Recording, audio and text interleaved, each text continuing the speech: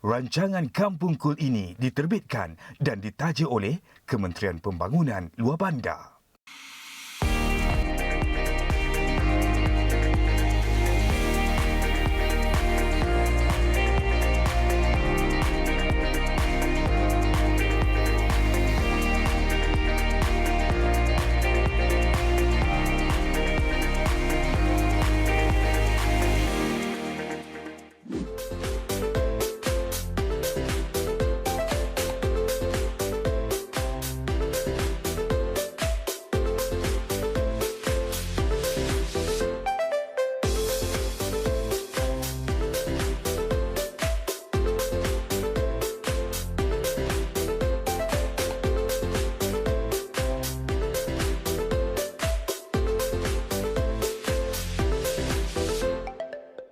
Hai, saya Mila daripada suku kaum Semai bersama rakan saya. Saya Siti Nur Azizan, anak perempuan Idris dari suku kaum Temuan. Dalam rancangan Kampung Kul, kami akan meninjau beberapa kampung orang asli di Bukit Kepong Port Dickson dan di Pos Kuala Mu. Apa yang menarik di sana, Mila? Macam-macam ada. Jom kita lihat. Jom. Port Dickson Negeri Sembilan, perkampungan orang asli Bukit Kepong merupakan kawasan penempatan untuk suku Temuan. Ketika dalam perjalanan menuju ke perkampungan ini, pemandangan di kampung ini umpama seperti melawat sebuah taman atau perkampungan budaya yang amat menarik. Oleh itu, tidak mustahil jika kampung ini pernah dinobatkan sebagai kampung orang asli tercantik di Malaysia pada tahun 2014. Sejak daripada itu, kampung ini bertambah cantik, menarik dan bertambah baik dengan adanya inap desa untuk pengunjung yang mahu merasai nikmat bermalam di perkampungan orang asli. Nama saya Farizan Minti Razali. Saya tinggal di kampung orang asli Bukit Kepong. Saya sudah berkahwin. Saya daripada suku kaum Temuan. Saya memang orang asal sini lah. Pertama kali saya tak ada plan apa-apa pun untuk nak mengusahakan homestay ni. Cuma disebabkan kampung ni memang ada selalu pengunjung datang. So saya berpendapat saya cubalah untuk buat satu chalet dengan aktiviti. Konsep lebih kepada konsep kampung. Macam inilah yang boleh nampak sekarang ni. Usaha yang dilakukan oleh Puan Farizan ini berjaya meletakkan perkampungan orang asli Bukit Kepong sebagai destinasi pelancongan yang wajib dilawati apabila sampai ke Port Dickson. Bermula dengan hanya 2 buah chalet, kini jumlah tersebut telah bertambah disebabkan oleh sambutan yang amat menggalakkan daripada pengunjung yang datang ke sini. Dikenali sebagai Homestay Temuan Port Dickson, rumah inap yang diusahakan Puan Farizan sejak 2 tahun yang lalu bukan sekadar menjadi destinasi pilihan pelancong dari bandar melarikan diri daripada hiruk-pikuk kesibukan kota raya. Selain itu, pengunjung berpeluang untuk mempelajari budaya dan warisan suku kaum Temuan. Aktiviti sama juga. Saya berkonsepkan tradisional punya aktiviti.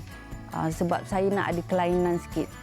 Supaya pengunjung tu, sebab sekarang ni pengunjung banyak cari yang kelainan. Dari situlah saya ambil idea tu. Aktiviti yang ada kat sini saya sediakan contohnya tarian sewang, aktiviti menyumpit, menganyam dendan, aktiviti menganyam atap nipah dengan beretam, aktiviti memasang jerat, masuk hutan, aktiviti masakan tradisional, pergi mancing dan banyak lagi lah. Chalet yang ada setakat ni ada 5 unit chalet. Saya juga ada menyediakan kemah untuk camping.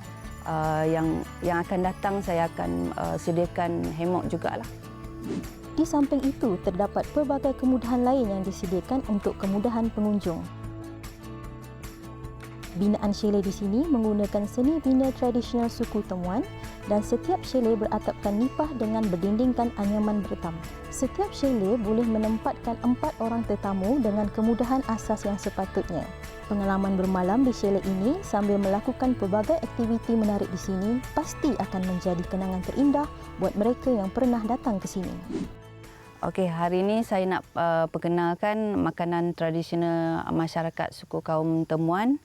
Antara bahan-bahan yang digunakan yang ni lah, ubi kayu, ayam, kita ada buluh untuk nak masak ayam. Yang ni kita panggil dia daun semomok. Kita guna santan juga. Ubi kayu selalu menjadi hidangan orang di kampung, tetapi kini tidak ramai yang tahu dan kenal rasa ubi kayu. Jika datang ke sini, bolehlah berpeluang merasa hidangan ubi kayu dan ayam yang dimasak di dalam buluh.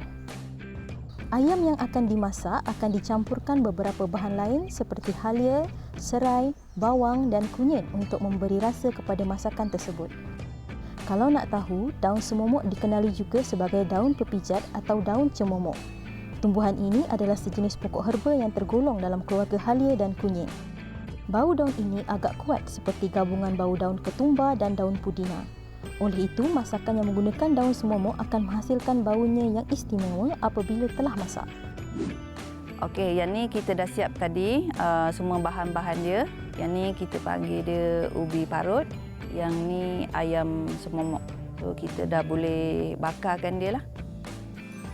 Seterusnya, buluh yang telah berisi ubi kayu yang diparut dan ayam daun semomok sudah sedia untuk dibakar.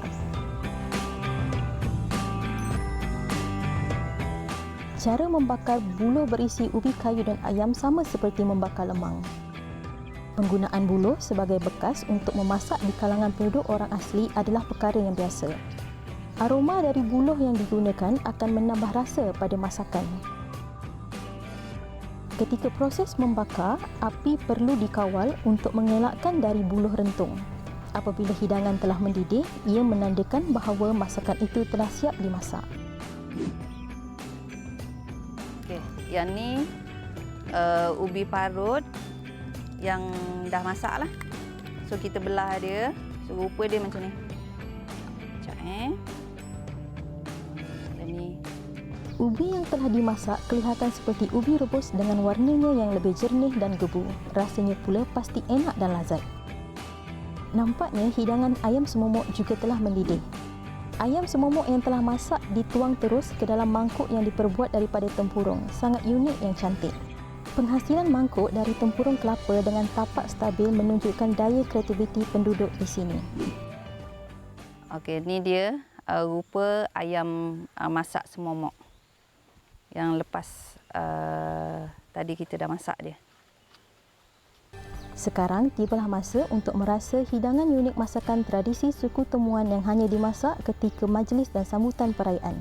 Ini yang saya suka makan ni. Bagi yang tidak pernah makan ubi kayu, rasanya lembut dan gebu dengan sedikit masin kerana ia digaul dengan sedikit garam sebelum dimasak. Ayam daun semomok pula rasanya seperti ayam masak lemak kerana ada yang menggunakan santan, tetapi yang paling unik adalah bau daun semomok dengan bau buluh menjadikannya sangat sedap sekali.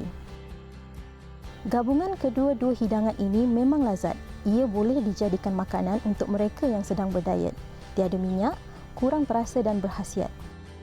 Bagi yang nak tahu bagaimana rasa kedua-dua hidangan unik ini, kena datang ke homestay Temuan Port Dickson. Kampung cool kan?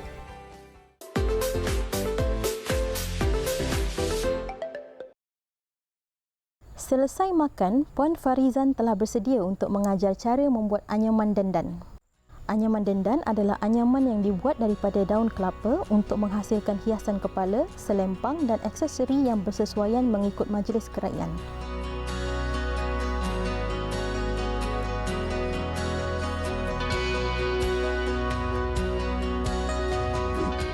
Selesai menganyam, boleh juga menghabiskan masa bermain congkak dan dam haji.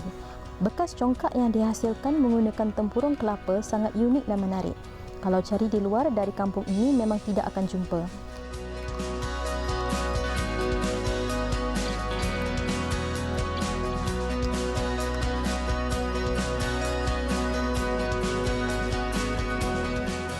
Di sini juga pengunjung boleh belajar cara untuk menyumpit.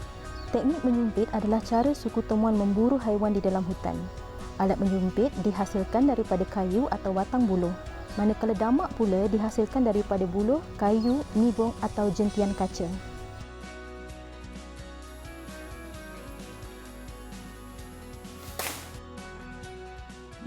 Banyaknya yang menarik di Port Dickson Bukit Kepong ni.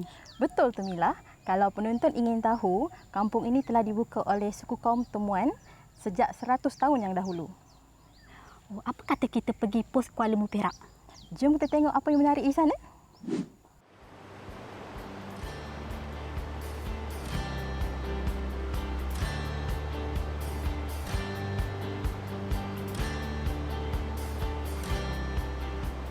Pos Kuala Lumpur Perak Darul Rizwan.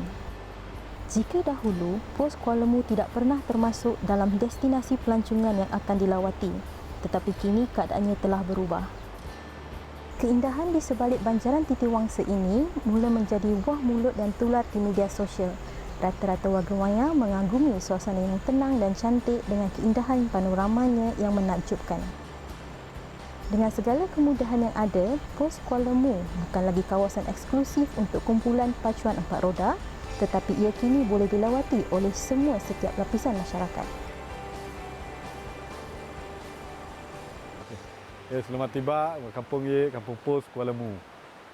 Kami mulakan seli ini pada 13 bulan 6 2017. Kami mula bina sebanyak 3 buah seli pada masa itu, sehinggalah sekarang ini kami ada 68 buah seli. Pos Kuala Lumpur terdiri daripada 4 buah perkampungan lain di sekitar kawasan ini, termasuk Kampung Kuala Lumpur, Kampung Bersah, Kampung Toh, Kampung Gapeh Hulu dan Kampung Gapeh Hilir. Dalam konteks Pos Kuala Lumpur ni, buat masa sekarang ni kita projek ekonomi utama yang kita buat untuk ekopelancongan lah. Sebab keadaan muka bumi ada kesesuaian lah untuk pelancong-pelancong dari luar datang menikmati alam semula jadi ciptaan Tuhan lah.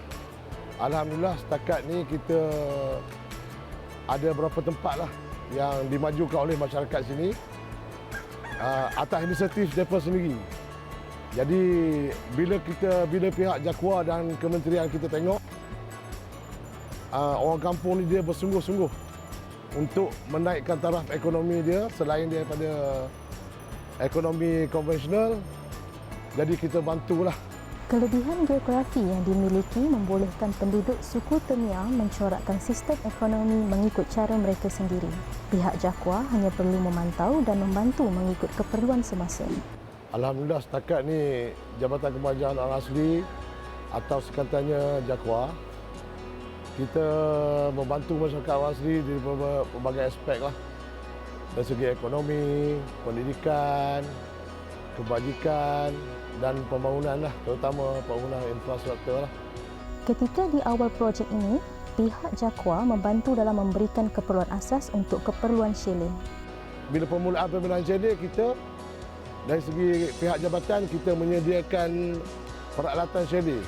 Contohnya seperti tilam untuk permulaan lah, untuk mereka bergerak. Alhamdulillah setakat ni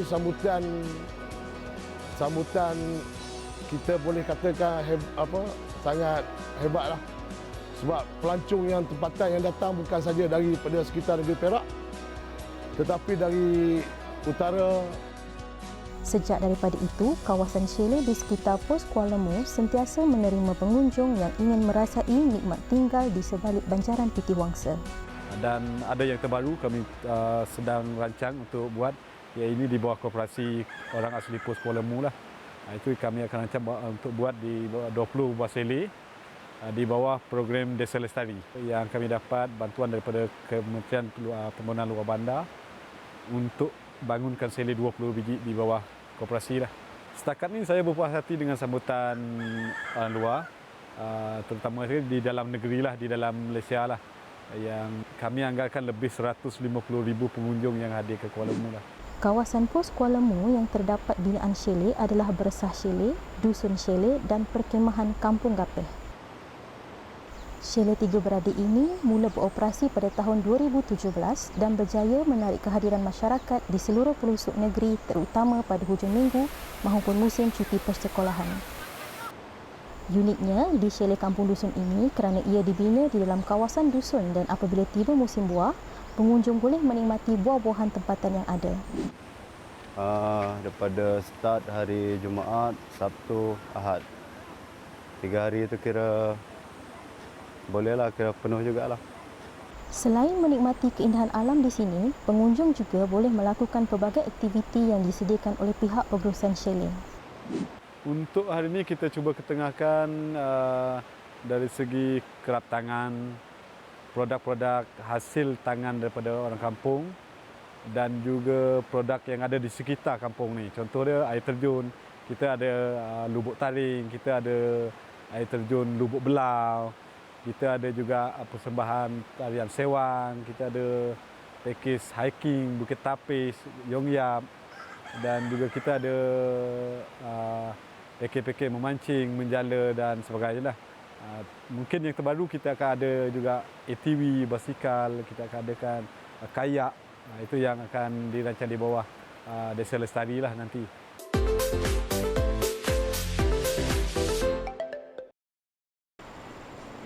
Tengok pemandangan di pos Kuala Mu ini memang cool kan? Rasa macam tak percaya ada kawasan yang cantik dan masih terjaga. Syabas diucapkan kepada suku Temia di pos Kuala Mu. Kesemua chalet di pos Kuala Mu mungkin tidak mempunyai ciri dan kemudahan yang mewah, tetapi keunikannya adalah seni bina dari sumber hutan sepenuhnya seperti penggunaan buluh dan bertam. Binaan chalet ini diinspirasikan daripada binaan rumah asal suku kaum Temia. Bumbungnya menggunakan daun bertam dan dindingnya menggunakan buluh dan anyaman kelarai. Setiap chalet dilengkapi dengan kemudahan asas seperti tilam dan bantal. Selain itu juga, pengunjung tidak gusar untuk mengecas gadget kerana bekalan elektrik di kawasan ini sentiasa ada. Bekalan elektrik 24 jam dan pihak kementerian juga menyediakan bekalan air terawat untuk semua kampung yang ada di sinilah. Jika ingin mandi-manda di kawasan air terjun, pengunjung perlu berjalan sejauh 10 minit untuk sampai ke lokasi. Ni nak pergi ke air terjun. Mengambil masa dalam 10 minit atau 15 minit. Yang ni nama dia Lubuk Taring. Boleh mandi ya? Untuk kampung Sele, kampung dusun lah. Lalu memang ada orang mandi lah? Memang Air dia dalam? dia memang air dia dalam, dia tak cetek. Dia ikut pada pengunjung lah. Ada yang mandi tempat dalam tu dia pergi mandi lah. Tapi dia kena diutamakan keselamatan lah. Sebab dia lubuk dia dalam sikit. Keindahan alam inilah yang menjadi tarikan pengunjung datang ke sini. Terdapat pelbagai lagi aktiviti yang boleh dilakukan oleh pengunjung jika menginap di sini. Selain daripada tarikan utama kita adalah sungai, di Kuala Mu ni tarikan utama dia sungai. Selain itu kita ada juga demo memasak ataupun cara-cara tradisi menangkap ikan. Contoh dia itu yang kita adakan setakat ni lah.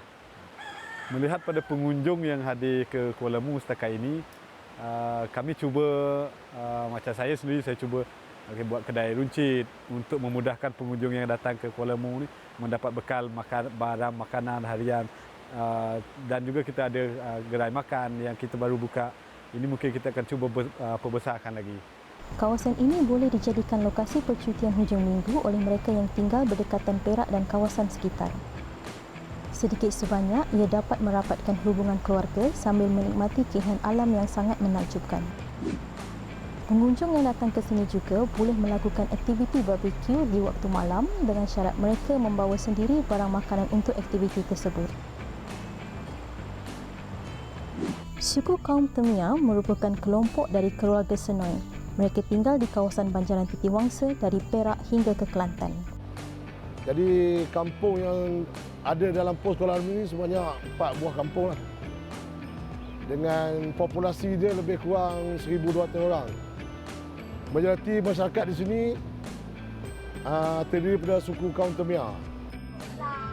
Jika dahulu kehidupan mereka seperti nomad, tetapi kini mereka mula tinggal di kawasan kampung dan menjalani kehidupan seperti orang lain. Di Kuala Mu sahaja ni kita dah ada sebuah sekolah yang di bawah Kementerian Pendidikan Malaysia. Kemudian infra kita pada tahun 2017 lah kita dah masuk jalan berturak. Hasil pembangunan yang dikecapi penduduk di sini boleh mendapat pendidikan dan kemudahan asas sama seperti mereka yang berada di bandar. Selain mencari hasil hutan, suku Temia juga mengusahakan ladang getah dan kini terlibat dalam aktiviti ekopelancongan. Aktiviti ekonomi utama di sini selain daripada ekopelancongan ialah aktiviti ekonomi konvensional lah, seperti mencari hasil hutan. Ada jugalah yang mengusahakan ladang getah. Sebab kita ada satu projek tanaman semula komersial yang diusahakan dengan tanaman getah. Jadi insya-Allah kalau tak ada aral, kita akan buat pembahagian lah untuk setiap KR, ketua isi rumah. Jadi maknanya dari situ kita boleh mengurangkan kebergantungan masyarakat di sini kepada aktiviti ekonomi tradisional lah. Maksudnya kita bukan nak tinggal terus, kan? Ada juga di kalangan penduduk yang mengusahakan ternakan ikan air tawar seperti tilapia dan mengusahakan kedai runcit dan kedai makan, memandangkan pengunjung yang datang ke sini semakin meningkat. Dengan adanya aktiviti ekopelancongan, kawasan hutan akan kekal terjaga dan suku Temia dapat menikmati kemakmuran dalam masa yang sama. Ya, memang betul. Inilah Kampung Kul. Walaupun persekitarannya penuh dengan aktiviti ekopelancongan, tetapi masyarakat orang asli di sini masih menjaga alam sekitar dengan baik. Betul tak Mila? Betul. Wah, menariknya. Saya ingin membuat tempahan di Pos Kuala Mu dan di Bukit Kepong. Jangan lupa ajak saya ya. Oleh itu, bagi yang berhajat untuk datang ke sini, pengunjung boleh saja melayari laman sesawang dengan menaik Pos Kuala Mu dan membuat tempahan dengan segera. Setiap minggu, kawasan ini dipenuhi dengan pengunjung dari pelbagai ceruk rantau yang ingin merasai kedinginan air sungai, melihat pemandangan yang indah dan menyelami kesunyian malam. Harapan besar kami lah dari pihak jabatan ni supaya Pos Kuala Mu, projek ekopelancongan Kuala Mu yang sekarang kita sedang dalam proses untuk menjalankan desa lestari ini dapat melonjakkan Pos Kuala Mu sebagai salah satu destinasi utama yang kita kata setaraf dengan di luar lah. Kampung Kul sentiasa di hati kami. Bye.